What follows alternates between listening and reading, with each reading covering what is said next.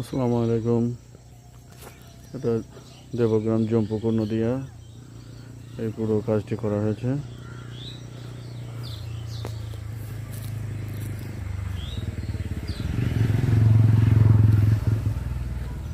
ঢালাইয়ের প্রাচীর,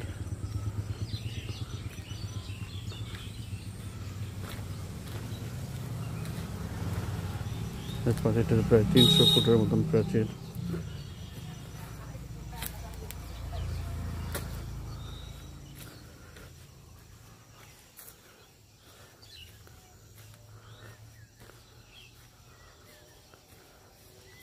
এই গাড়িটি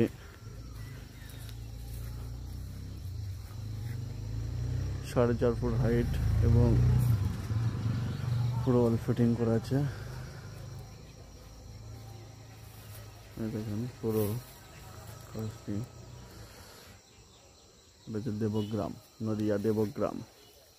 কাজটি দেখতে যদি ভালো লাগে এবং এই কাজ করতে চাইলে স্ক্রিনের উপর নাম্বার দেওয়া থাকবে এবং ভিডিওতেও নাম্বার দেওয়া আছে, ফোন করবেন। এটার থেকে খুব খরচা কম অনেক, অথচ খুব টেকসই কাজ। যদি প্লাস্টার করে নেন এর থেকে আরও দেখতে ভালো লাগবে, রং করে নিলে আরও ভালো লাগবে। তো ভিডিওটি ভালো লাগলে লাইক করবেন, শেয়ার করবেন, কমেন্ট করবেন এবং পরের ভিডিওটি পেতে